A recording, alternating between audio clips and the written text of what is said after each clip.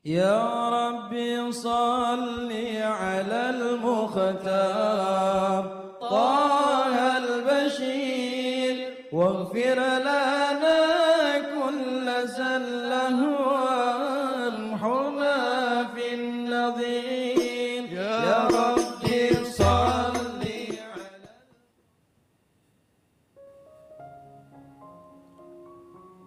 Bismillahirrahmanirrahim. Alhamdulillahirabbil alamin.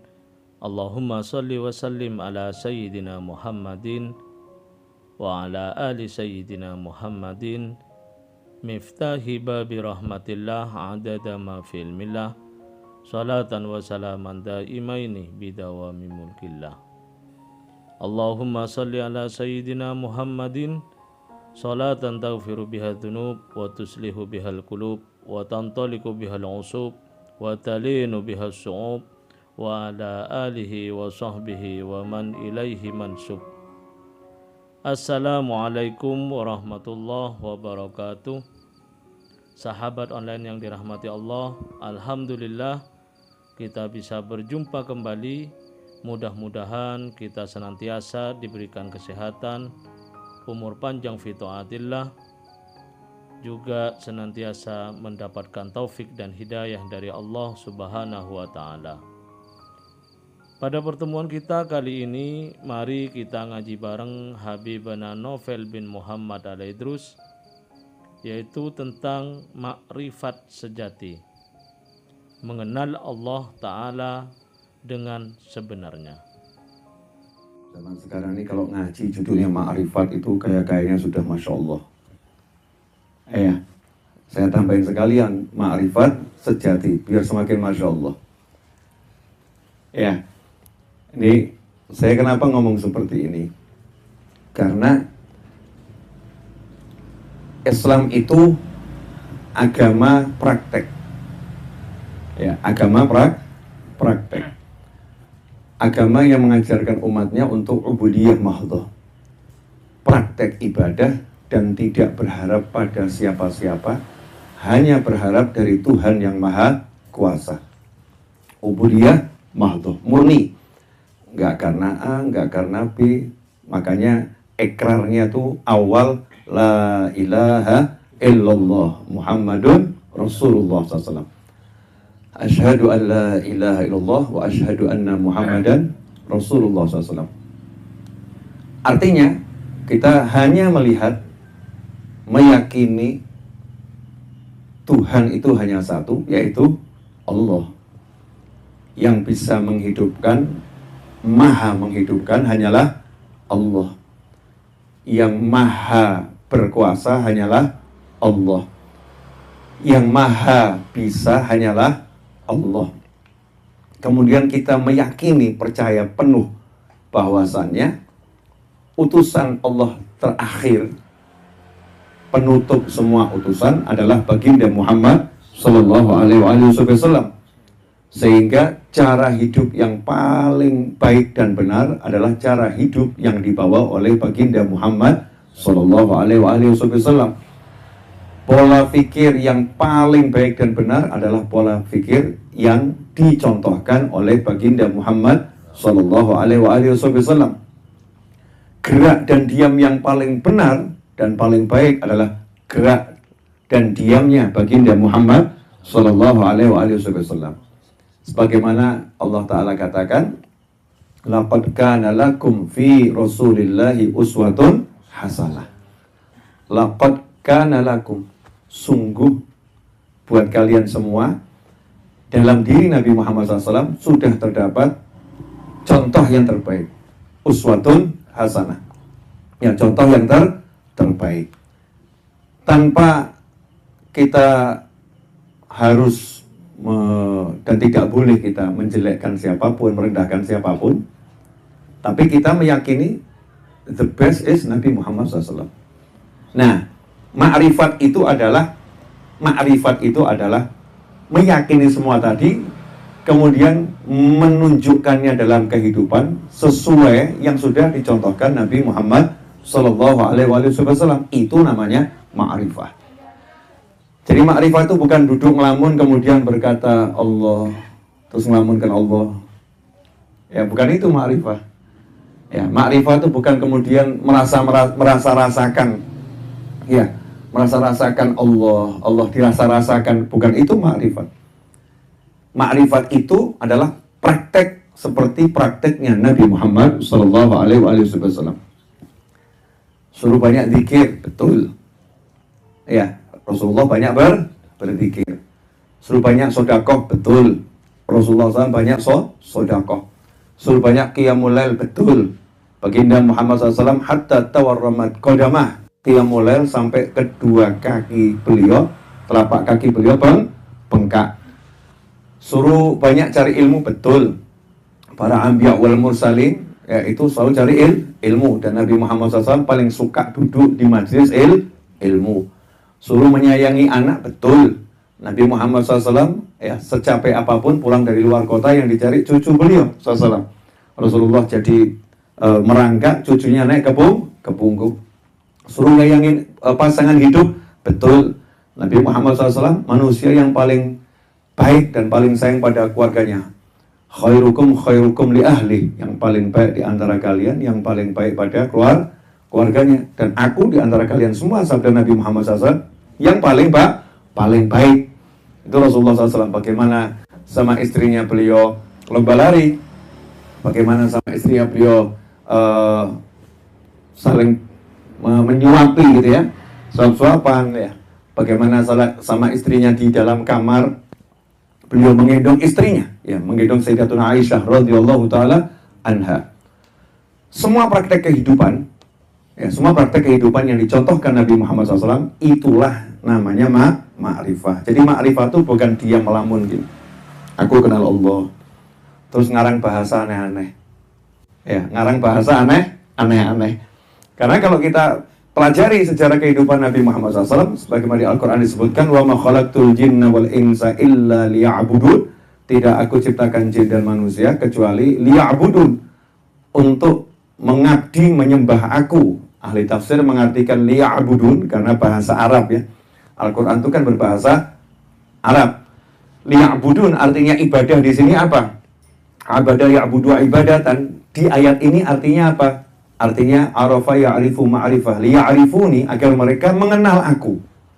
Ya, mengenal aku. Nah, ma'rifah itu mengenal Allah Subhanahu wa ta'ala. Bukti kenalnya apa? Nah, itulah yang namanya ma'rifah.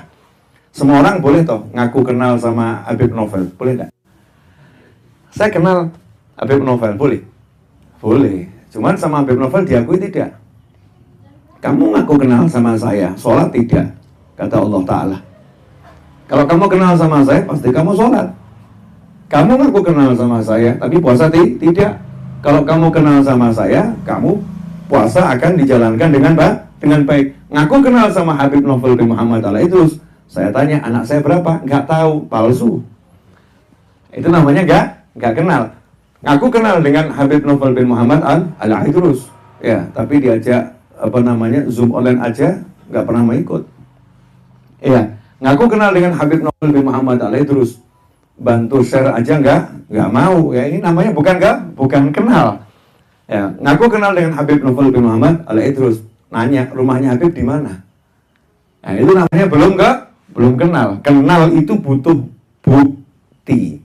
Ya, buktinya apa? Dengan meneladani baginda Muhammad Sallallahu Alaihi Wasallam. Kenapa saya ngomong seperti ini? Ya, karena sayang nanti kalau kita ini kemudian baca buku, nanti mungkin judulnya bukunya mengenal Allah, belajar macam-macam, ya, dipelajari buku isi tadi itu, ya, isi bukunya dipelajari, tapi sholat tidak. Yang penting kan sudah kenal Allah, jadi nggak perlu sholat. Masya Allah. Belajar ma'rifah macam-macam, buku dibaca semuanya, tapi ditanya yang membatalkan wudhu apa? Nggak ngerti. Ya, nggak pernah belajar hal-hal yang membatalkan wudhu. Ini namanya bukan kenal Allah ini. Itu namanya nuruti hawa nafsu. Nah, saya akan kupas sedikit, ya, insya Allah barokah manfaat. Ya, biar kita ini betul-betul di jalan yang lurus, shiratal mustaqim. Karena kalau cuman pandai berkata-kata, itu orang yang ahli Berkata-kata itu pengacara. Pengacara itu pinter ngobrol. Ngomong itu pinter. Kalau cuman pandai berkata-kata, ada juga itu yang ahli ngomong, itu sales. Masya Allah, itu sales itu ahli ngomong. Kalau cuman pandai berkata-kata, saya itu kagum sama jual obat-obatan itu yang tradisional di pasar suka ketemu ya, kagum. Oh pinter ngomongnya Masya Allah. Pandai berkata-kata. Tapi Islam bukan tentang pandai berkata-kata. Tapi Islam tentang pandai berbuat. Datang satu orang ke tempatnya seorang ulama. Kemudian ngomong sama ulama tadi, saya sekarang belajar tasawuf. Ini orang pinter ya, gelarnya macam-macam. Saya sekarang belajar tasawuf, saya sekarang belajar ma'rifah. Maka dijawab sama ulama tadi, tasawuf dan ma'rifah itu bukan untuk dipelajari, tapi dipraktekkan. Karena tasawuf dan ma'rifah itu adalah hasil, adalah buah, praktekkan. Jadi yang namanya tasawuf itu kamu praktek lapar, itu tasawuf, poso. Jangan cuma bahas, oh sufi itu puasa sekian puluh tahun, oh sufi itu sholat malam, lah kamu nggak pernah sholat malam. Tasawuf itu praktek ya, bukan cuma mengomongkan, bukan katanya. Kalau kamu mau bertasawuf, kamu praktek sabar. Ya, contohnya nih suami-suami ini ahli tasawuf semua, ini sufi. Kalau istrinya marah-marah dia sabar, nah itu sufi itu. Mengakunya tasawuf sufi, dimarahin sama istrinya aja sudah nggak bisa sabar. Mengakunya sufiah, Masya Allah. Sufi wanita, ma'rifatullah, kenal Allah Ta'ala. Ya, tapi dimarahin suaminya saja udah nggak bisa sabar dia. Ya, nggak bisa sabar. Di jalan ngakunya sufi, ngakunya ahli ma'rifah. Ya, di klakson sama orang marah-marah. Nggak bisa sabar.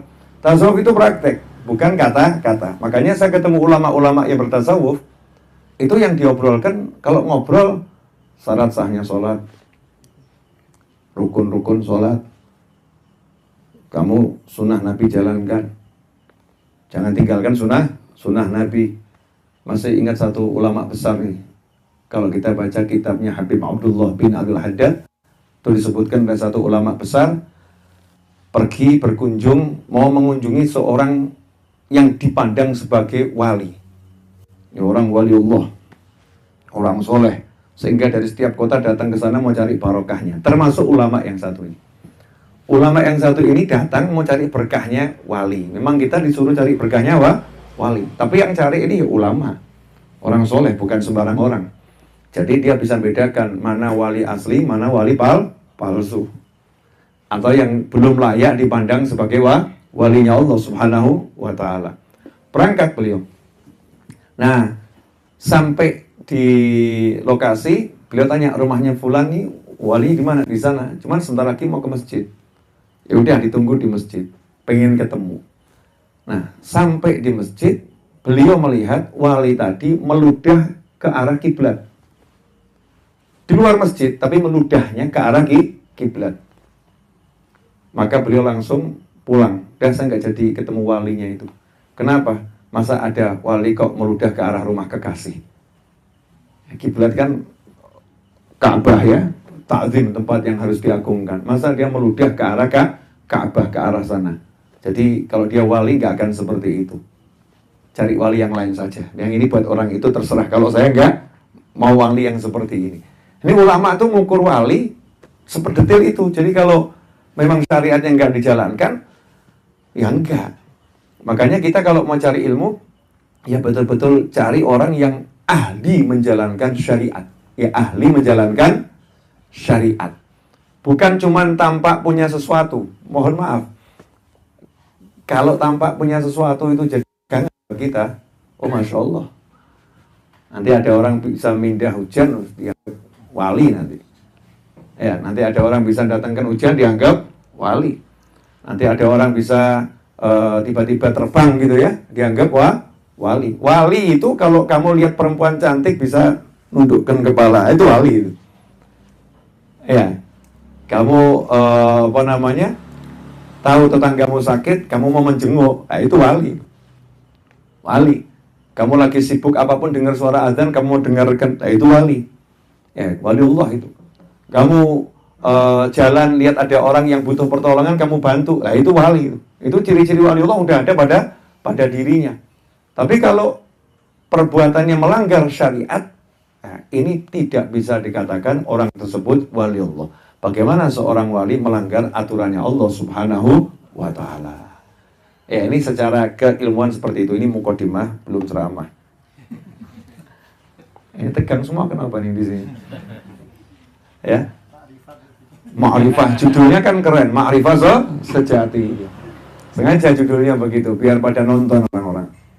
Ya, biar juga yang mau belajar ma'rifah nggak salah belajar. Arafa ya'rifu ma'rifatan. Kenal Allah Subhanahu wa Ta'ala. Bagaimana cara kenal Allah? Gampang. Apa masuk akal? Mau kenal Allah kok nggak kenal Nabi Muhammad SAW? Coba dipikir dikit. Saya kasih gambaran ya. Gambaran yang paling gampang. Mas Seto sini, Mas Seto. Sini. Ini kalau nggak didatangkan Mas Seto ke sini nanti nggak paham-paham. Sini Mas Seto. Samping saya sedikit aja. Nah, dari sini biar masuk kamera. Ya. Kalau mau kenal saya, sini. Mau kenal saya, cari orang ini. Nah, namanya nih Seto Setiawan Wisnu Utomo. SE, Sarjana Ekonomi Cum Laude. Nah, ya. Biar tahu di samping saya bukan sembarang orang, walaupun kecil ya. Ini tapi bukan sembarang orang nih. Mas Seto ini ya, SE Cum Laude. Kalau mau kenal saya, kenal Mas Seto. Kenapa? Mas Seto hampir tiap hari main ke rumah saya. Mas Seto sering ya pergi bersama saya. Mas Seto ngurusin ya majelis saya. Mas Seto tahu kawan-kawan saya. Mas Seto tahu ya teman-teman sahabat saya. Mas Seto tahu makanan kesukaan saya itu. Ya, Mas Seto tahu kalau misalnya di Jogja sukanya kemana Habib Novel makan, yang ngerti ya Pak. Paham. Mas Seto paham kenapa sering kumpul sama saya. Jadi kalau ada orang ngaku kenal saya, kok nggak kenal Mas Seto? Nonsense. Mau kenal saya, ya nggak tahu caranya, bingung kemana nih saya mau kenal Habib Novel. Habibnya kalau dicari kok nggak ada di majelis ya. Di mana? Padahal ada di majelis, dicari nggak ada. Kamu nggak kenal Mas Seto. Kalau kamu kenal Mas Seto, maka kamu akan ketemu saya, misal seperti itu kan. Berarti syarat mau kenal saya yang paling mudah adalah kenal Mas Seto. Selesai. Ya, siap-siap kamu dicari orang. Anak sudah 2 itu, Masya Allah. Istrinya biar tenang hatinya. Ya, anak sudah 2. Nah, bagaimana seseorang ngaku mau kenal Allah Ta'ala tapi nggak menjalankan apa yang dijalankan Nabi Muhammad SAW? Udah gitu aja. Kalau mau kenal Allah harus kenal Nabi Muhammad SAW. Gak kenal Nabi Muhammad SAW, gak mungkin kenal Allah. Masuk surga, mohon maaf, sehebat apapun dirimu ibadah, kalau pintu surga nggak dibuka oleh Nabi Muhammad SAW, kamu nggak akan masuk surga. Kalau nanti kamu tidak dipimpin Nabi Muhammad SAW, nggak bisa jalan ke surganya Allah Ta'ala. Karena yang tahu jalan ke surga hanyalah Nabi Muhammad SAW dari kita seluruh umatnya. Rasulullah udah pernah ke sana, emang kamu udah pernah? Belum kan? Yang udah pernah ke surga siapa? Nabi Muhammad SAW. Jangan dikira nanti di padang mahsyar itu ketika seseorang ditentukan surga neraka, jalan ke surga, jalan sendiri, ke neraka jalan sendiri. Enggak loh. Yang ke surga itu ada yang bimbing, yang ke neraka ada yang nyeret. Cuma beda kalimat ya. Ke surga ada yang bimbing, ke neraka ada yang nyeret. Karena jalannya itu gelapnya luar biasa. Gelap, nggak ada cahaya. Kecuali orang beriman, nanti kanannya muncul cahaya, kirinya muncul cahaya, depan muncul cahaya, belakang muncul cahaya. Nah itu cahaya dari mana? Cahaya dari mengamalkan ajaran Nabi Muhammad SAW. Jadi yang bimbing Rasulullah SAW. Kalau nggak punya nurnya Nabi Muhammad SAW, nggak akan bisa berjalan menuju surganya Allah Subhanahu wa Ta'ala. Dari mana dapat cahaya itu? Ya di dunia ini. Di dunia ini mengamalkan ajaran Nabi Muhammad SAW. Makanya para habaib dan para kiai itu nggak banyak ngobrol tentang ma'rifah, tapi praktek ibadah. Mungkin kadang-kadang itu santri agak kecewa ya. Habibnya kok cuman segitu ya, kiainya kok cuman segitu ya, kok nggak seperti yang lain. Yang lain tuh ngobrol ma'rifah dalam. Ini habibnya kok cuman ngajak sholat tasbih yuk, sholat hajat yuk, sholat duha yuk, ya diajak sholawat, baca sholawat yuk, itu baca istighfar yuk, kok nggak diajak duduk kemudian ngobrol makrifah ya? Seakan-akan seperti itu, kiainya kok nggak gitu ya? Kok nggak seperti itu, yang itu kok kelihatannya pembahasannya dalam ya, bahasanya juga keren-keren gitu, bahasanya keren-keren. Ini kalau Habibnya sama kiainya kok bahasanya biasa saja ya, ayo sholat yuk, ayo poso yuk, ayo zikir, yuk bekti sama orang tua, ayo baik sama tetangga. Justru yang dia obrolkan sama Habib dan kiai yang seperti ini, yang dia omongkan, ngajak orang sholat, ngajak orang bekti sama orang tua, ngajak orang hormati tetangga, baik dengan tetangga, ngajak orang menghormati muslim yang lain dan manusia yang lain. Bahkan ngajarin kalau parkir kamu jangan di depan rumahmu, kalau itu nutup bahu jalan, nanti itu mengambil haknya jalan. Dalam Islam nggak boleh kecuali kesepakatan satu kampung. Kalau enggak nanti itu kamu mengambil haknya orang banyak. Ini yang ngajarin begini, justru itu orang yang kenal Allah Ta'ala. Kenapa dia bisa kenal Allah Ta'ala? Karena Habib Kiai Ustadz ini dia belajar dari Nabi Muhammad Sallallahu Alaihi Wasallam. Semakin jelas atau semakin samar nih?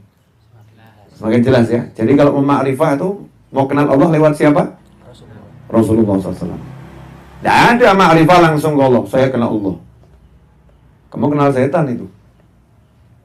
Syekh Abdul Qadir Al-Jilani radhiyallahu anhu.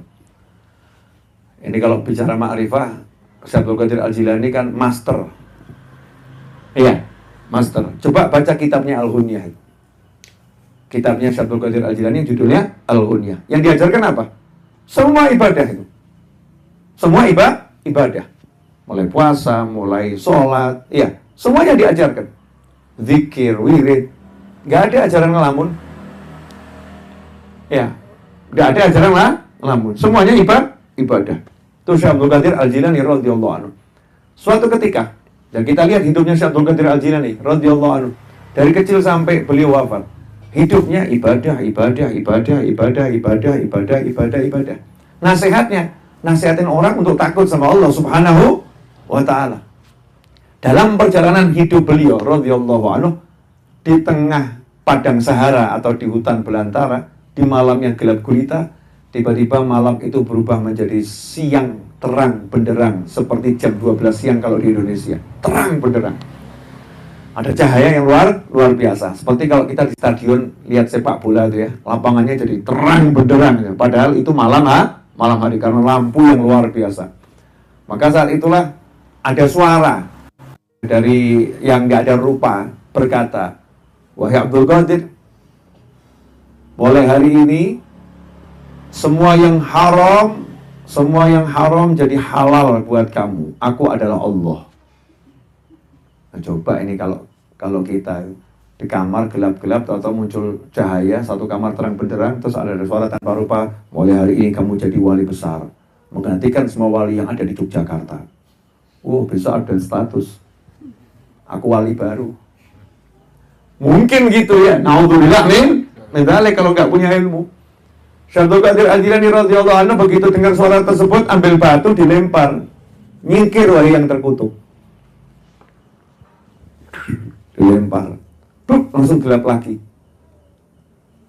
Suara tadi balik nanya, "Kamu kok tahu kalau saya iblis?" "Dari mana kamu tahu saya iblis?"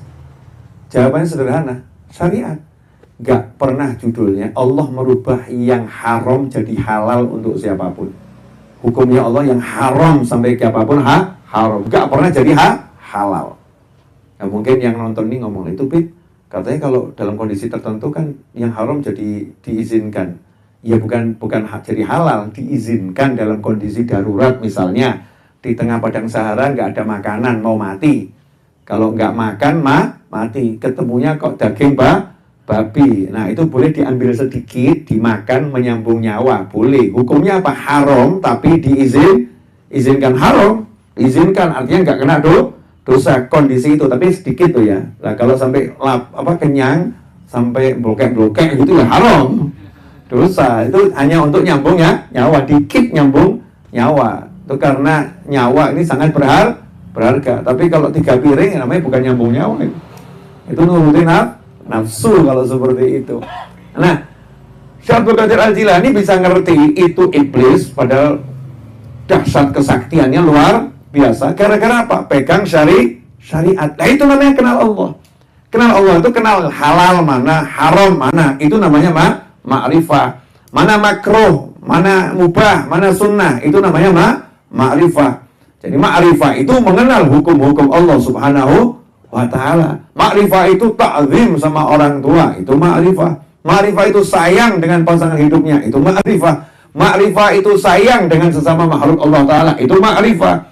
Bukan ma'rifah itu menggunakan bahasa-bahasa rumit ya untuk menjelaskan Allah subhanahu wa ta'ala. Allah tidak rumit, jadi nggak butuh dijelaskan. Saya mau nanya begini. Kadang-kadang ini kita ya untuk ruwet sendiri sih. Saya mau nanya, kalau ada orang nanya, ini siang atau malam? Padahal itu siang hari jam 12 siang. Apakah kamu butuh dalil untuk menjelaskan itu siang hari? Gimana?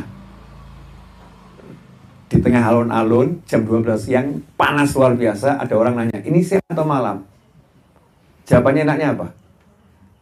Tinggal ngeluyur, ngateni wong edan lah, apa?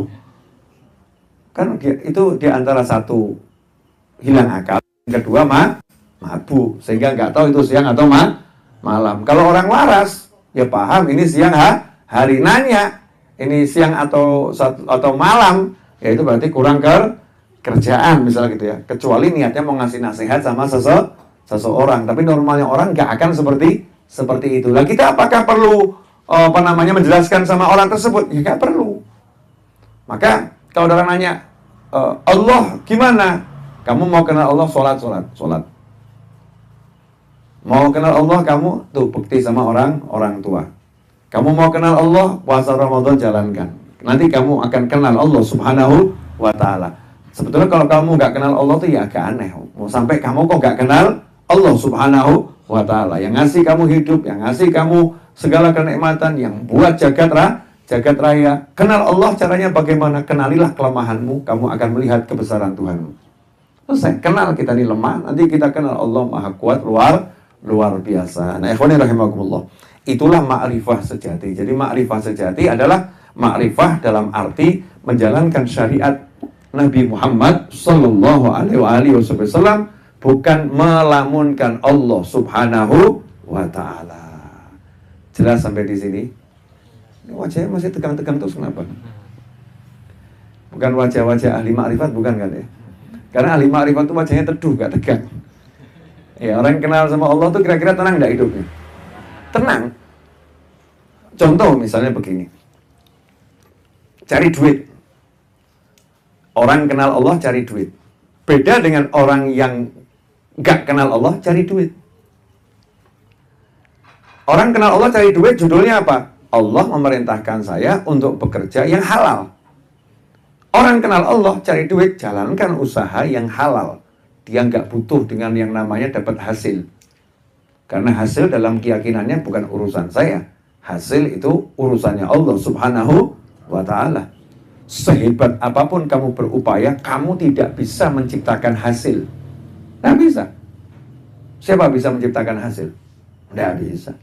Hasil itu mutlak urusannya Allah subhanahu wa ta'ala. Tapi kita disuruh Allah berupaya. Ya, kita berupaya. Dengan izin Allah kita bisa berupaya. Dengan izin Allah kita bisa berupaya. Dengan kekuatan Allah kita bisa berupaya. Hasil nggak bisa. Kok jauh-jauh? Anaknya sendiri. Ya, kita pengen hasil seperti yang kita mau itu, Masya Allah. Tidak mudah kita ini menjadikan anak kita seperti yang kita mau. Yang ada kita usaha. Hasil urusannya Allah subhanahu wa ta'ala. Maka ketika orang yang kenal Allah ta'ala itu cari nafkah, cari harta, cari rezeki, nyantai dia. Yang penting saya cari yang halal, semua jalan untuk berusaha saya tempuh, hasil saya nggak ngurus. Sehingga hatinya tenang. Dapat ya alhamdulillah, nggak dapat ya alhamdulillah. Dapat sesuai target ya alhamdulillah, nggak dapat sesuai target ya alhamdulillah. Kalau belum sesuai target nggak akan menyerah. Nggak akan menyerah. Oh, Allah ngasih saya segini, usaha saya segini, usaha saya udah maksimal belum ya? Akan terus dia menunjukkan usahanya, nggak nuntut hasil. Sehingga hidupnya nggak ada depresi. Karena nggak pernah dalam tekanan. Karena dia selalu berurusan dengan yang maha kuasa. Tapi kalau zaman sekarang ini kita, kenapa jadi depresi, dikit-dikit depresi, tekanan, stres dan sebagainya? Karena kita nggak kenal Allah Subhanahu wa ta'ala. Berangkat cari nafkah, nggak mikir halal haram, yang penting angka. Ya, yang penting angka. Halal haram nggak dipikir. Barokah nggak dipikir. Yang penting angka. Ketika angka itu nggak tercapai, stresnya luar biasa. Saya udah usaha, sudah begini kok dapatnya kok begini. Kok nggak seperti harapan, nggak seperti yang dicita-citakan. Akhirnya stres. Beda dengan orang yang kenal Allah Ta'ala tadi, nyantai dia. Fisiknya itu memang maksimal, tapi hatinya, Masya Allah, itmi'nan, tenangnya luar biasa. Kenapa bisa tenang begitu? Karena dia paham kendali ada di tangan Allah Subhanahu wa ta'ala. Maka jangan habiskan umur ya untuk belajar yang nggak jelas, sementara yang jelas nggak dipelajari. Maksudnya bagaimana? Yang jelas itu kita tiap hari suruh sholat kok. Cek toh sholatnya, dipelajari lagi. Rukunnya sholat, ya rukunnya wudhu, syaratnya sholat, syaratnya wudhu, yang batalkan sholat, yang batalkan wudhu. Cek and recheck terus, pelajari itu. Karena itu yang luar biasa. Nih saya semalam ceramah di Gebang Cirebon. Saya ungkit lagi dikit deh. Ini mungkin yang buat kita agak lupa, tapi mudah-mudahan malam ini jadi saya semakin ingat, antum juga semakin ingat. Urusan kenal Allah, Nabi Muhammad SAW bukan lagi kenal, ketemu. Ya, Kanjeng Nabi ketemu Allah enggak? Ketemu. Dengan cara yang hanya dipahami oleh Allah dan Nabi Muhammad SAW. Maka nggak usah bahas caranya, iman saja ketemu. Kan seperti itu. Ketika Mi'raj, ketika Isra dan Mi'raj, ketemu Nabi Muhammad SAW dengan Allah Subhanahu wa ta'ala. Allah nggak bertempat di suatu tempat dan Allah tidak menempati suatu tempat. Ketemu dengan cara yang hanya dipahami oleh Allah dan Nabi Muhammad SAW. Seperti Allah berbicara kepada Nabi Musa alaihissalam. Yang paham hanya Allah dan Nabi Musa. Kita iman, berbicara. Tentunya bukan bicara seperti kita ngobrol. Caranya hanya Allah dan Nabi yang paham. Pertanyaan saya, setelah Nabi Muhammad SAW itu ketemu Allah, kemudian kembali ke muka bumi, apakah duduk di depan sahabat jelaskan tentang Allah? Allah itu begini, Allah begini, Allah begini, Allah begini, Allah begini. Apakah begitu? Enggak kan? Apa yang dijelaskan? As-salah. Saya diberi Allah sholat 5 waktu. Yang dijelaskan adalah sholat. Jadi kalau Anda bicara ma'rifahnya yang dibawa Nabi Muhammad SAW itu bukan ngobrolkan Allah, tapi ngobrolin sholat. Pulang dari langit, balik bumi, yang disebutkan as-salah. Ketemu dengan Nabi Ibrahim alaihissalam. Apa kemudian ngobrolkan Allah Nabi Muhammad SAW? Enggak. Yang disampaikan kepada kita loh ya.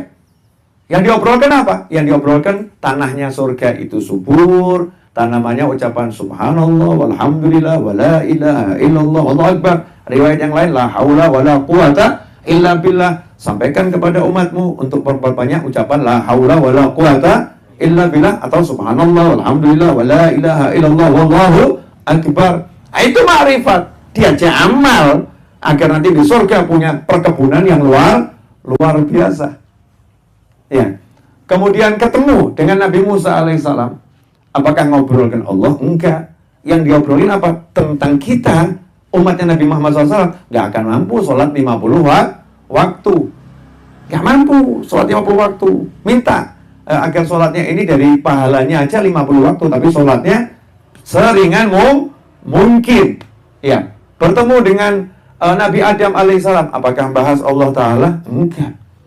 Ngobrol santai, gimana kabarmu? Kan begitu. Ahlan, ya, selamat datang anak yang soleh, nabi yang soleh, cucu yang soleh. Ketemu dengan Nabi Isa dan nabi-nabi yang lain, tidak diceritakan semua obrolan itu oleh Nabi Muhammad SAW. Tapi yang diceritakan Nabi pada umatnya apa?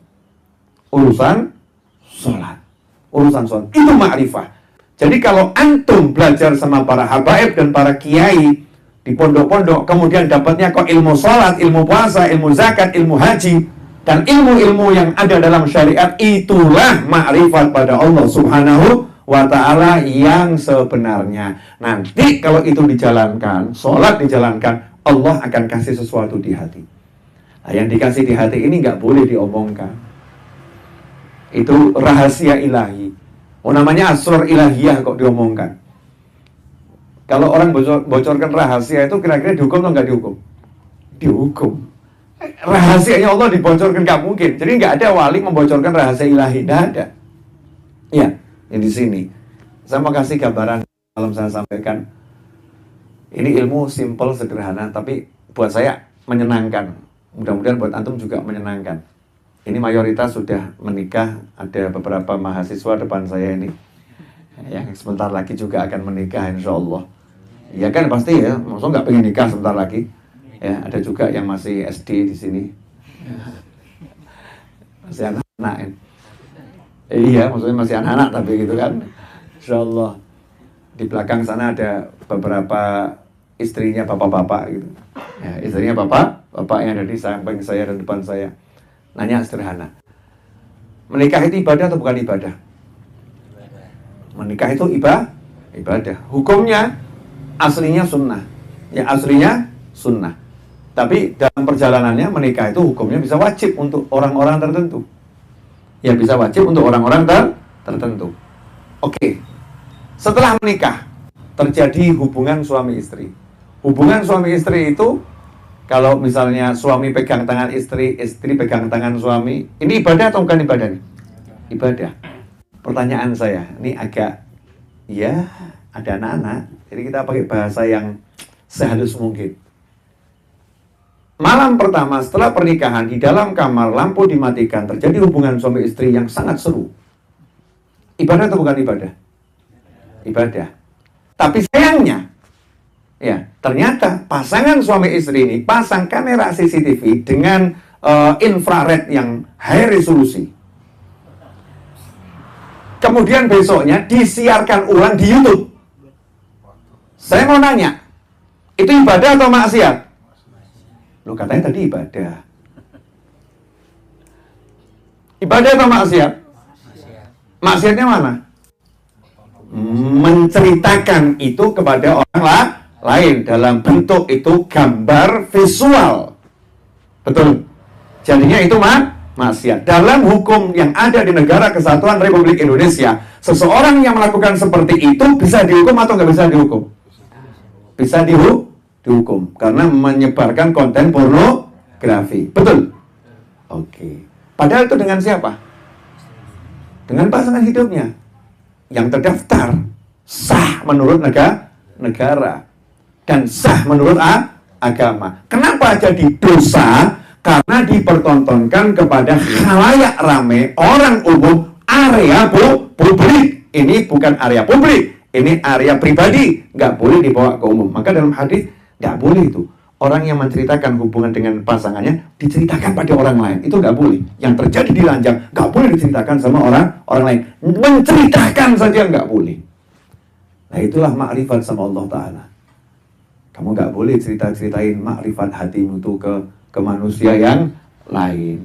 Mengobrolkannya, ya, menceritakannya, ya kurang lebih seperti itu. Ya, kurang lebih seperti itu.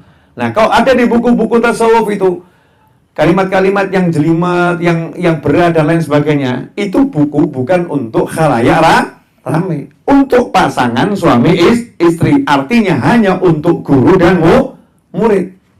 Ketika guru mengajari muridnya khusus, bukan untuk dipublikasikan. Sehingga kalau kita baca dahulu bagaimana para sufi, para guru ketika mau menyerahkan estafet keilmuannya kepada murid-muridnya, itu sampai pintunya ditutup, kuncinya disimpan di bawah kaki. Biar muridnya nggak pergi, biar nggak ada orang luar bisa masuk, biar tuntas mengajarkannya. Dan dikasih tahu ini amanat, nggak boleh. Sehingga kalau kita baca Sayyidina Hasan bin Ali bin Abi Thalib radhiyallahu anhuma, Sayyidina Hasan putranya Sayyidina Ali, itu sempat mengatakan dalam syairnya sangat indah, banyak ilmu yang saya sembunyikan dalam hati saya. Kalau sampai saya utarakan, nanti saya akan dipenggal. Dan darah saya itu menjadi halal menurut orang-orang yang beriman. Karena ini ilmu memang bukan konsumsi khalayak rame. Hanya untuk pribadi yang bersangkutan. Ini ilmu ma'rifah yang tidak boleh disebarluaskan. Kalau disebarluaskan, nanti jadinya orang salah persepsi. Ya, orang kemudian menghukumi dengan hukum yang ada dalam syariat. Kalau dalam kisah Wali Songo ada Syekh Siti Jenar. Ya, kalau dalam kisahnya para wali ada Al-Hallaj, itu ya. Apakah Wali Songo salah menghukum Syekh Siti Jenar? Enggak salah. Karena menghukumi dengan syariat. Syekh Siti Jenar apakah salah dengan keyakinannya? Enggak salah. Tapi salahnya menurut para wali karena menyebarluaskan kepada khalayak ramai. Yang dihukumi menyebarluaskannya itu. Hubungan suami istri di kamar tadi enggak salah. Tapi dipublikasikan itu jadi salah. Nah, karena itulah para habaib, para kiai tidak mempublikasikan ma'rifah. Tapi diajak semua merasakan. Ya, bagaimana cara merasakan ma'rifah? Yaitu heran kita nih kan, utang banyak tapi duduk sama kiai kok jadi seperti nggak punya utang ya. Artinya kok enteng, jadi adem. Kenapa? Itu ma'rifah. Saat bersama kamu dengan para kiai, para habaib, para ulama tadi, hatimu tiba-tiba jadi kenal Allah. Dunia jadi ringan. Diajak merasakan. Gimana caranya ya Pak Yai punya hati yang seperti ini, bisa nular pada yang lain. Oh ternyata Yainya sholat duha. Oh ternyata Pak Yai ahli sholawat. Oh ternyata Pak Yai ahli baca Al-Quran. Oh ini semua bisa ditiru. Ngaji bisa ditiru, sholawat bisa ditiru, baca Al-Quran bisa ditiru. Karena Nabi kita Muhammad SAW bisa ditiru. Tapi kalau hatinya, siapa bisa niru? Nggak bisa. Siapa bisa meniru rasa? Nggak iso toh. Rasa cintamu pada istrimu, coba mau ditiru, susah kan? Nggak iso. Ini rasa. Nah itu rasa didapat dengan mengamalkan syariat. Nah, jadi kadang-kadang antum-antum yang belajar ilmunya para habaib dan kiai ini kadang merasa minder kalau kumpul sama orang yang ngobrol ma'rifat itu. Kok Habib Novel nggak pernah ngajarin ma'rifah ya? Kok yang diajarinya kok gitu? Aja mumet. Carikan saya bagaimana hadis-hadis Nabi Muhammad SAW. Baca itu Bukhari dan Muslim. Sahih Bukhari dan Muslim. Imam Bukhari aja yang diajarkan semua syariat. Imam Muslim yang diajarkan semua syariat. Ihya Ulumuddin tuh. Saya khatam Ihya Ulumuddin. Dan khatam betul, bukan khatam cuma baca sama guru. Bukan setahun, 2 tahun saya baca sama guru. 10 tahun tuh baru khatam Ihya Ulumuddin. Ya, yang diomongkan apa? Syariat itu. Ihya Ulumuddin itu 4 jilid itu semua syariat. Nggak ada ilmu mukasyafah yang dibahas di situ. Beliau nyampe pada bagian yang dalam-dalam, Imam Ghazali mengatakan selanjutnya tidak boleh dibahas. Selanjutnya nggak boleh dibahas karena bukan wilayah publik, itu wilayah pribadi, hanya untuk orang-orang yang sudah sampai, orang-orang yang sudah sampai. Nah, ikhwani rahimakumullah, makanya yuk kita kembali belajar syariat. Ya, kembali belajar syariat. Masya Allah loh, banyak loh orang sholat Jumat yang sholatnya itu wallahu a'lam. Yang bagaimana? Nih, yang suka ketiduran di masjid kalau Jumatan ada enggak ya? Nah, ketika Jumatan kemudian ketiduran, terus bangun, langsung sholat. Sah enggak sholatnya? Nah, sholatnya sah atau tidak? Jawabannya tergantung cara tidurnya. Kalau cara tidurnya duduknya mutamakin, duduk yang seperti saya ini, yang alasnya memang keras, ya, bukan di kursi empuk yang diduduki bisa keliat-keliat, ya. Karpet masjid ya masih keras ya. Nah, duduknya semacam itu dengan mantap, ya, bukan duduk yang seperti ini, yang pantatnya terbuka di belakang, bukan duduk atahiyat akhir atau atahiyat awal, tapi duduk bersila misalnya ya, seperti ini. Kemudian posisinya juga tegap, posisinya nggak miring kanan, nggak miring kiri. Kalau duduknya seperti itu, dia tertidur, maka wudhunya tidak batal. Ya, wudhunya tidak batal. Boleh dia bangun langsung sholat gitu. Ya, boleh. Tapi kalau Ya, kalau tidurnya itu berat badannya tidak normal. Normalnya orang ya standar berat badan 60-70. Berat badannya dia 90. Kata para ulama, walaupun tidurnya model seperti apapun, tidur batal wudunya. Atau nggak standar, dia kurus banget. Kenapa begitu ya? Karena kalau kegemukan tuh belakangnya itu bawah sudah nggak, klepnya, nutupnya kan nggak standar gitu. Kalau kekurusan juga bagian bawah nih nutupnya nggak standar. Ini di fikih ya, dibahas begitu. Sehingga kalau sampai dia tertidur, maka wudhunya dianggap batal karena dia nggak bisa menjaga tubuhnya ya, tubuhnya nggak bisa menjaga gas keluar dari tubuhnya. Nah, sementara yang ada ini tidurnya kira-kira bagaimana tuh di masjid itu kalau Jumatan? Masya Allah, ada yang begini, ya, ada yang begitu, ada yang begini, ya, ada yang nyenden begini. Ini kalau dengan kasat mata itu wudhunya batal. Kemudian dia bangun sholat, berarti sholat tanpa wudhu, sholat sah enggak? Enggak sah. Ini kalau berjalan terus selama 20 tahun berarti pernah Jumatan enggak dia? Enggak pernah. Ini syariat ini. Ya. Belajarlah ini gitu. Ada lagi orang yang sholat tidur. Oh, saya pernah itu. Ya, makmum di samping saya makmum, di sebelah saya juga makmum. Setelah itu saya maju jadi imam. Di sebelah saya ini ya, kita sudah assalamualaikum warahmatullahi wabarakatuh. Assalamualaikum. Di sebelah saya masih berdiri. Ternyata saking khusyuknya mendengarkan imam baca qiraatul Quran, dia sampai tertidur. Terus dia melanjutkan sholatnya. Sah nggak sholatnya nih? Nggak sah. Kenapa nggak sah? Ketika dia tertidur dalam kondisi berdiri, itu wudhunya batal. Kalau wudhunya batal, otomatis sholatnya batal. Dia bukan lagi harus mengulangi sholatnya, dia juga harus wudhu dulu baru bisa sholat. Nah, yang model begini banyak yang nggak ngerti. Ya, banyak yang nggak ngerti. Ini syariat. Jangan mikir muluk-muluk macem-macem. Nggak paham. Sholat jamak itu zuhur sama asar, maghrib sama isya. Ada yang nanya sama saya, maghrib dijamak sama asar boleh nggak, Bi? Maghrib dijamak sama asar boleh atau tidak? Ya nggak boleh. Ya zuhur, asar, maghrib, isya. Subuh nggak ada jamaknya subuh. Ya subuh nggak ada jamaknya. Belajar dulu ini loh, ilmu syariat sholat. Belajarlah syariatnya sholat dipelajari ini. Ilmu yang paling mahal ilmu sholat karena ngambilnya dari langit.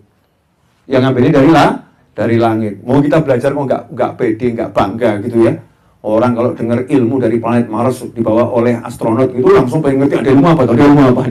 Ini dibawa langsung oleh Nabi Muhammad SAW dari Sidratul Muntaha, kok nggak mau belajar, nggak mengerti ada apa ya dengan sholat ini ya. Ada apa? Dianggapnya sholat itu sekedar ibadah. Sholat ini sesuatu mi'raj. Sampai Rasul bersabda, "Arihna bis shalah ya Bilal, Bilal tolong jadikan saya bisa istirahat dengan sholat." Sementara kita kalau sholat nggak istirahat, capek. Nabi SAW kalau sholat bisa istirahat. Berarti ada yang something wrong. Ada yang salah dengan cara kita sholat. Berarti kita harus belajar lebih jauh lagi. Nah, orang yang kenal Allah Ta'ala, maka dia akan menjalankan syariatnya Allah Subhanahu wa Ta'ala. Contoh, Mas Seto kenal saya nih, ya kenal saya. Saya tidak suka kalau lagi makan di foto. Apakah ketika saya makan Mas Seto akan foto saya? Enggak. Kenapa? Habib enggak suka. Berarti Mas Seto kenal saya. Allah Ta'ala enggak suka anak durhaka sama orang tua. Ada orang ngaku kenal Allah, pasti dia enggak akan durhaka sama orang tua. Nah, itu namanya kenal Allah Ta'ala. Jadi ma'rifah itu apa? Ya, menjalani syariat, itulah ma'rifah. Ya, menjalani syariat, itulah ma'rifah. Ini kok diteruskan lagi ya panjang. Ya ada rampungnya. Ya nggak ada selesainya. Saya cuma pengen antum semua, saya dan kawan-kawan saya, sahabat saya, tidak terbawa kepada pemahaman-pemahaman yang meninggalkan syariat. Atau meremehkan syariat. Atau meremehkan orang-orang yang menjelaskan syariat. Atau meremehkan orang-orang yang mendakwahkan syariat. Karena paling hebatnya ilmu adalah menjalankan syariatnya Nabi Muhammad Sallallahu Alaihi Wasallam. Itu ilmu yang paling hebat, ilmu yang paling tinggi. Terakhir, termasuk diantaranya jangan jualan mimpi. Dikit-dikit cerita mimpi, dikit-dikit cerita mimpi, dikit-dikit cerita mimpi gitu ya. Jangan jualan mimpi. Mimpi tidak untuk diceritakan kepada khalayak ramai. Syariatnya mimpi itu bagaimana? Syariatnya mimpi adalah, coba ya cek kisah Nabi Yusuf alaihissalam. Nabi Yusuf ketika bermimpi, apa larangan Nabi Yakub alaihissalam? Jangan ceritakan mimpimu ini kepada saudara-saudaramu. Mimpinya jelek atau baik? Baik. Tapi Nabi Yakub mengatakan jangan ceritakan. Cek setelah itu, apakah Nabi Yusuf menceritakan mimpinya kepada khalayak ramai? Enggak. Sampai tinggal di istana, Nabi Yusuf enggak pernah ceritakan mimpinya pada orang. Enggak. Nabi Yusuf kemudian menjadi ahli takwil mimpi. Tapi enggak pernah cerita tentang mimpi. Ini Al-Quran. Terus lihat syariat Nabi Muhammad SAW. Rasulullah melarang umatnya untuk menceritakan mimpi yang buruk. Kalau mimpi buruk jangan ceritakan. Nanti akan jadi sesuai yang diomongkan. Kalau mimpi baik, ceritakan kepada yang kamu sayang, yang kamu sukai, yang kamu anggap dia itu manfaat kalau kamu bercerita padanya. Cerita sama guru, dapat mimpi baik ya, cerita sama guru, itu boleh, tapi nggak diumbar diceritakan pada semua orang. Ini syariatnya. Nah kalau sekarang kita hidup ini, kita ngajar yang diomongnya cuma mimpi toh itu. Semalam saya mimpi, semalam saya mimpi, semalam saya mimpi, semalam saya mimpi. Jadi judul cerita mimpi saya. Tapi nggak ngajarin bagaimana cara sholat, bagaimana cara puasa, bagaimana cara ini, bagaimana cara. Maka saya pernah ketemu, ya saya ngomong sama orang-orang itu, kalau daripada kamu itu cerita mimpi, ya lebih baik kamu itu cari kiai, cari habib, cari ustadz, dengarkan tuh. Dia ngajarin apa? Beliau ngajarin cara sholat. Nanti pergi ke pondok pesantren Sidokiri, ke pondok pesantren Lirboyo, ke Tambak Beras sana, itu yang saya tahu ya. Kemudian pergi ke Tuban sana, di Baban sana ya. Pondok-pondok besar tuh didatengin. Yang diajarkan ilmu apa? Ilmu sholat, puasa, zakat, haji, tajwid, ya, tauhid. Tauhidnya apa? Aqidatul awam. Aqidatul awam istrinya apa? Sifat-sifatnya Allah. Nama-nama Rasul, nama istri Rasulullah, ya, nama anak-anaknya Nabi Muhammad SAW, ya, tentang surga, tentang neraka. Gak bahas Allah, gak bahas Allah. Paham yang saya maksudnya? Gak bahas Allah, tapi sifat-sifatnya Allah. Kita membahas apa? Asmaul Husna, namanya Allah, Wal Karim, Allah yang Maha Dermawan. Terus kita suruh ngapain? Contohlah Allah Maha Dermawan. Jadilah orang yang dermawan. Jadi orang yang dermawan itu namanya kenal Allah Subhanahu wa Ta'ala. Mudah-mudahan pemirsa setelah dengar kajian ini semakin paham. Udah kenal Allah belum? Jawabannya kalau belum belajar syariat berarti belum bermakrifat. Kalau belum belajar syariat berarti belum bermakrifat. Apalagi bahas makrifat sama ngelamun. Repot itu nanti. Ya, repot itu nanti. Alhamdulillah saya ketemu sama ulama-ulama besar, wali-wali besar, saya ketemu. Ya, ketemu wali-wali besar. Tapi yang diobrolkan semua syariat Nabi Muhammad SAW.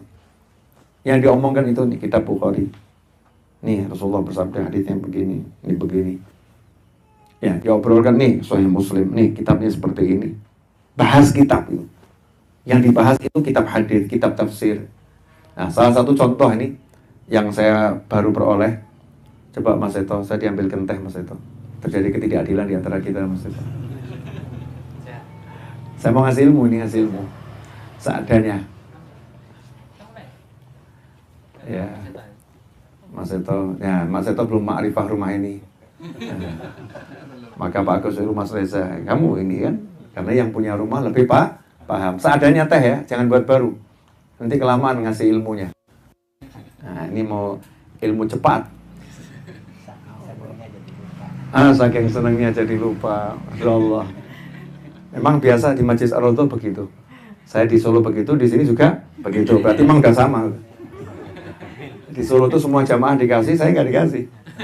Itu di Solo, di tempat saya sendiri ya seperti itu. Itu udah saya ulangi bertahun-tahun. Di awal buat Masjid Allah, mungkin lihat live streamingnya dicari itu berapa kali ketemu begitu, tapi selalu terjadi seperti itu. Itu saking ma'rifatnya teman-teman saya sama saya. Habibnya nggak butuh minum, enggak. Habibnya kalau udah ngomong itu sama dengan minum itu, seperti itu. Ya, Masya Allah. Saya mintanya teh, ya, mintanya teh, tapi datangnya teh pakai nampan, kan luar biasa. Ternyata minta teh itu keluarnya teh pakai nampan. Artinya yang menyajikan lebih bagus, ya, menyajikan lebih bagus. Ini baru pakai lepek buah. Nah, ini baru minta sama Mas Seto dan Mas Reza. Lah bagaimana kalau mintanya sama Allah Ta'ala? Nah, itu makrifat tuh gitu tuh. Ya, makrifat itu seperti itu. Kamu jalankan syariat, nanti kamu dikasih sama Allah Subhanahu wa Ta'ala. Tambah kenal, tambah dekat, tambah sayang. Ini teh. Ya apalah, panas dikit. Hangat. Buat contoh. Dalam syariat Nabi Muhammad SAW, minum air, minum teh, minum apapun itu yang halal, ada ilmunya. Gak sembarangan minum. Ilmunya bagaimana? Nomor satu, itu hati harus menyadari semua ini milik Allah Ta'ala. Semua ini milik Allah Ta'ala. Jadi kamu ya dalam hati terima kasih sama Allah Ta'ala. Terus minta izin. Izin make. Oh, ini bukan punya kita kok.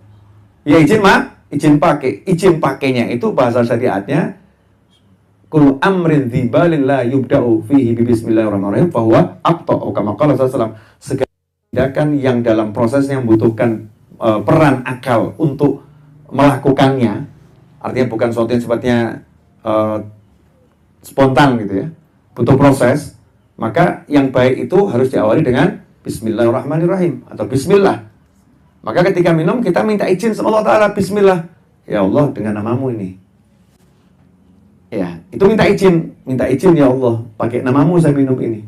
Saya bawa namamu sama gelas ini. Saya bawa namamu sama teh ini. Ini syariat. Bismillahirrahmanirrahim. Dan disuruh seruput. Bukan seruput. Setelah seruput, alhamdulillah. Bismillahirrahmanirrahim. Alhamdulillah. Bismillahirrahmanirrahim. Alhamdulillah. Selesai taruh. Jangan ragus. Nanti minum lagi. Masih harus dah apa? 3 kali caranya begitu. Bismillah, alhamdulillah, bismillah, alhamdulillah, bismillah, alhamdulillah. Taruh. Nanti minum lagi. Kata Syekh Mutawali Asy'arawi rahimahullah, mufassir akhir zaman yang wafat di Mesir. Ya, yang wafat di Mesir. Beliau menyebutkan, nanti cari di YouTube-nya masih ada itu rekamannya.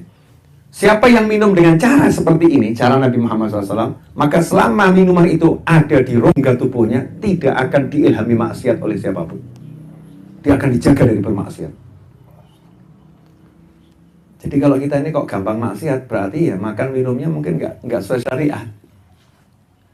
Makan minumnya nggak sesuai syariat.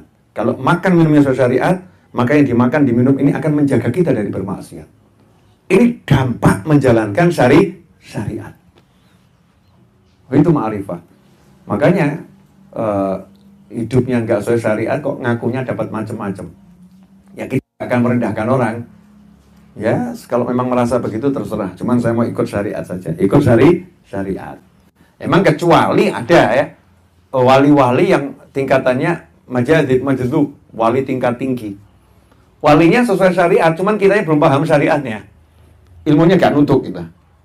Yang seperti itu kita amanna wa shaddaqna, kami beriman ya. Kami beriman dengan ilmunya orang-orang yang diberi ilmu sama Allah Subhanahu wa Ta'ala. Tapi tetap kita ikut syariat. Yang jadi pegangan adalah syariat. Ya sebagai contoh penutup ini. Ada satu wali keramat difitnah sama seseorang mencuri kambing. Zaman dahulu ya. Difitnah mencuri kambing, sehingga walinya ditangkap sama aparat. Ya, walinya ditangkap sama aparat. Terus disidang. Dalam persidangan walinya marah. Difitnah kan? Berat marah enggak? berhak.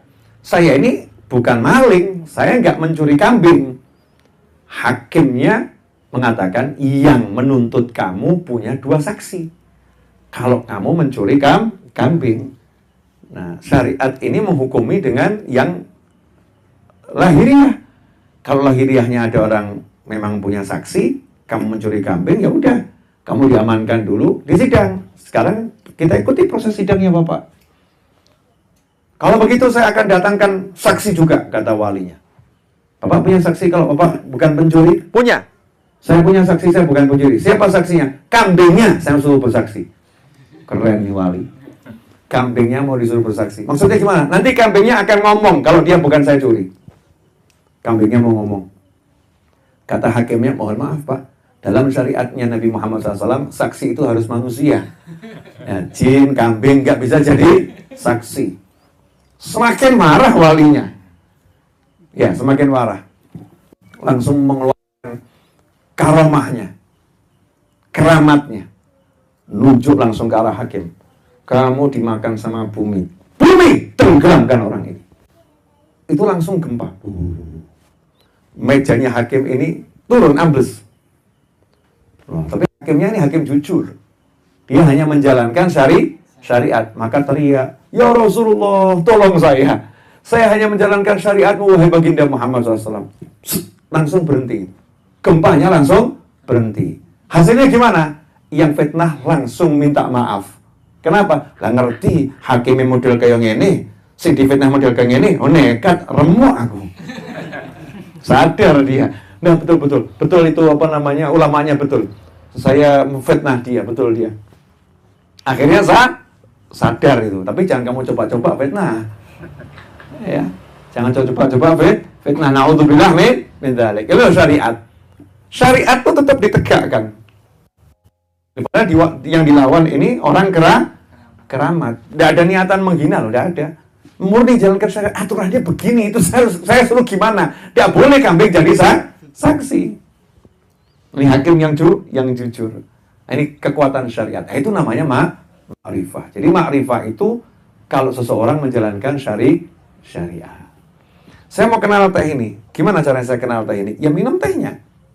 Kok nggak saya minum, saya nggak tahu rasanya. Mau kenal Allah, jalani aturannya, nanti kamu kenal Allah. Jalani sholatnya, jalani puasanya, itu kan semua Allah yang buat aturan. Lewat Nabi Muhammad SAW. Rasulullah itu utusan. Semua aturannya Allah disampaikan lewat utusannya, lewat Nabi Muhammad SAW. Makanya kalau kita menjalankan aturan-aturan Allah, kita akan kenal Allah. Hati kita akan, nikmatnya luar biasa. Hidup itu indah dan mudah. Ya, hidup itu indah dan mudah. Nah, jika Anda ingin semakin mengenal cara hidup dan pengen segera bisa mengatasi permasalahan-permasalahan yang terjadi dalam kehidupan sehari-hari, nanti segera beli buku terbaru saya yang berjudul Solusi. Iklan ya, berjudul Solusi. Terima kasih atas kebersamaannya. Jazakumullah khairan dan mohon maaf atas segala kekurangannya. Selamat bermakrifat dengan menjalankan syariat. Wassalamualaikum warahmatullahi wabarakatuh. Alhamdulillah, kita telah menyimak penjelasan dari beliau. Semoga ilmu yang telah kita peroleh ini dari Habibana Novel bin Muhammad Al-Idrus menjadi ilmu yang bermanfaat bagi kita, keluarga, dan anak cucu kita. Semoga kita bisa mengamalkan, meniru, dan mempraktekkan dari nasihat yang telah beliau sampaikan. Makrifat sejati bisa dicapai dengan menjalankan syariat, bukan dengan baca buku ataupun lainnya. Mengenal Allah Ta'ala bisa didapatkan dengan cara menjalankan syariat dengan benar, dan hal itu bisa dikatakan benar ketika kita menjalankannya sesuai dengan petunjuk Rasulullah Shallallahu Alaihi Wasallam. Semoga oleh Allah Ta'ala kita beserta anak keturunan kita dijadikan hamba-hamba yang soleh, yang selalu menjalankan syariat dengan benar. Semoga segala hajat baik kita segera dikabulkan, diwujudkan oleh Allah Ta'ala. Amin ya rabbal alamin. Wallahu alam bisawab. Semoga barokah dan manfaat. Assalamualaikum warahmatullahi ta'ala wabarakatuh.